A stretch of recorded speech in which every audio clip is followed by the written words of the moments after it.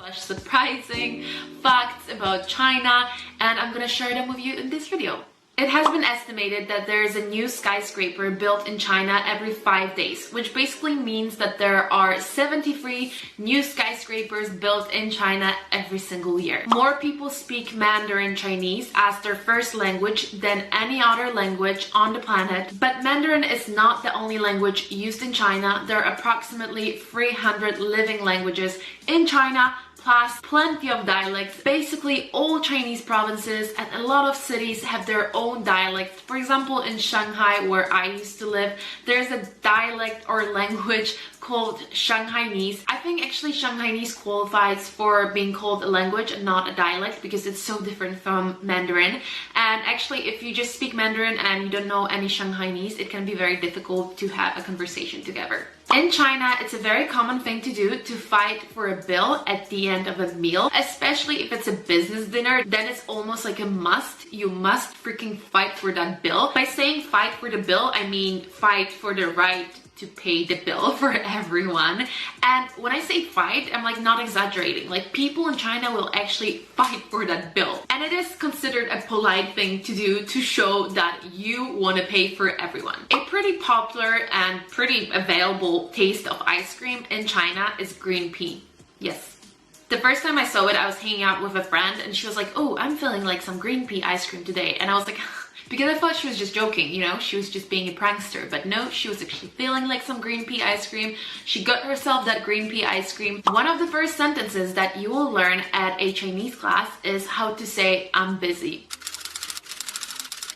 Trust me, whoever studied Chinese can probably confirm that. China is home to the biggest ice sculpture festival in the world. It happens in Harbin and it looks pretty awesome. I really want to see it one day. Number 8 is considered a lucky number in China, and number 4 is considered the unlucky number because the sound of number 4 in Chinese is pretty similar to the sound of word death. And a lot of people in China will actually really care about it. A lot of hospitals don't have 4th floor. Some buildings might not even have 4th floor. And often it is actually easier to find an apartment if you are searching for an apartment to rent. It's easier to find one on 4th floor because a lot of people don't want to live on 4th floor, and I actually live on 4th floor in China. We were 4 people, so we're searching for a bigger place, and we were students, so it had to be very budget friendly. So that's why basically the only place we could find was on 4th floor. Chinese people also tend to be quite superstitious when it comes to giving gifts. So for example, a big no-go is shoes, pears, and clocks. Don't ever give those things to a Chinese person. I thought it would be super interesting to find out for this video how many Chinese characters are there out there, and my answer is basically who the F knows. So some sources say that there are approximately from 5 to 7,000 Chinese characters commonly used in the modern Chinese, but there are also some sources saying that there can be even around 80,000 to over 100,000 different Chinese characters. So basically, nobody knows. That's the answer. There's so many that nobody knows. If you would put together all Chinese railways, they could loop around the world twice. The temperatures in China can range from minus 35 Celsius degrees to plus 50 Celsius degrees. In the past, China used to be divided into 5 the time zone according to the time zone used in Beijing. So basically, in some places in China, the sun doesn't rise until like 10 a.m. In China, there is basically one app that does it all, WeChat. You can talk to people through WeChat, you can order your food, you can order a taxi, you can pay, like you literally can do it all with WeChat. If you see a building in China with a hole in it, there is a very legit excuse for that. The hole is there so the dragon can fly through and the building won't stop the dragon from flying. China has the largest population on Earth. It's home to almost 1.4 billion people, which means that approximately 20% of all world citizens are Chinese. Gathering together and dancing in public places like parks and squares is a very common thing to see in all Chinese cities pretty much.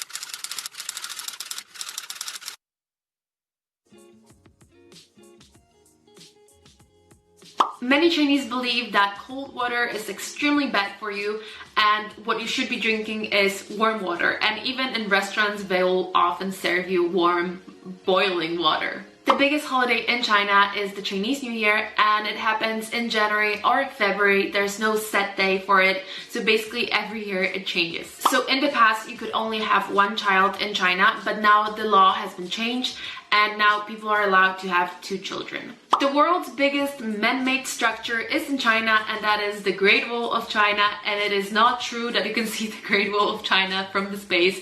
Like, at some point I actually kind of believed in that too, and I was talking to my dad and I was like, did you know that you can see the Great Wall from the space? And he was like, I don't think that's true. And I was like, wait, okay. But even though you cannot see it from space, it is still pretty big and pretty impressive. And, oh, you can slide off the Great Wall. There's this one place nearby Beijing actually, which is like a touristy part of the Great Wall, where you can climb it, and then there's this slide and you can slide down it. And not doing this is like one of the biggest regrets of my life. I literally climbed the Great Wall, I didn't slide of it, and I didn't get that t-shirt that says I climbed the Great Wall, which... China has their own zodiac system with 12 different animals, and basically every year is a different animal, and then after 12 years it goes back to the first animal, and yeah. And people often say that all animals are equally good, but still a lot of people think that dragon is obviously the coolest, and apparently the birth rate in China increases during the dragon year because so many people want to give birth during the dragon year. So a lot of older people in China, and some young, but majority of them are older people, still consider it to be okay to spit on the street and make very loud sounds when they're spitting. You should never put your chopsticks in your rice because that reminds people of the offering that you give when someone dies. The fastest train in China is the Shanghai Maglev train, and it can go up to 431 kilometers per hour. The world's longest bridge is in China, and it's the Danyang Kunshan Bridge, and it is 165 kilometers long. Tipping is not really common in China, and it is technically not a part of Chinese culture. About 40% of China's population have one of the 10 most common names in China, which is basically Wang, Zhang, I wrote it down here, Li, Zhao, Chen, Yang, Wu, Liu, Han, Huang. Okay, you get the point. There are a couple of popular surnames, and basically everyone has them. The second tallest building is in China, and it is the Shanghai Tower. It's a very cool building. China is considered a polite thing to do, to receive things with both hands. So business cards, credit cards, presents, whatever someone else is giving you, you should reach out for it with both of your hands and not just one, which I always forget, like literally always. And then I'm like, oh. It's common for foreigners who move to China to get a Chinese name. So this is my Chinese name, and basically my Chinese name is the same as my Chinese name because a Chinese name. It's the same as my normal name because I didn't know that I was supposed to have a Chinese name. So I was in the process of doing the registration at the university, and there was a huge line behind me, and the lady was like, okay, you know, so what is your Chinese name? And I was like, what do you mean my Chinese name? I don't have a Chinese name. And she was like, yeah, but you need to have one. So we basically had to come up with a Chinese name for me on the spot, and she was like, you know what, I'll just write your own name with Chinese characters, which is something a lot of people choose to do. Basically, you have 2 options. Either you write your own name or your surname with Chinese characters that sound similar, so you basically like create the sound with Chinese characters, or you just choose an actual Chinese name, which a lot of my friends did. And funny thing was that they always kept like forgetting what their Chinese name was, which is kind of funny when you forget what your name is, you know. The national animal in China is panda. Chinese people love their pandas, and actually majority of pandas in the world live in China, and those who don't actually still often belong to China. So what they do is basically they rent pandas to zoos around the world. People often think that the most difficult thing about the Chinese language are the characters, but that's not entirely true. According to myself and according to many other foreigners that have studied Chinese, the most difficult part about Chinese are actually the tones. So Chinese Mandarin has 5 different tones, but for example Cantonese has 9 different tones, which is like insane. I don't know how they do it. So tones are basically the way you pronounce letters. That's a really bad explanation. So there can be a flat tone, a falling tone, a rising tone. Yeah, and depending on the tone, the word might have a completely different meaning. If you guys know any other interesting or weird or surprising things about China, let me know in the comments.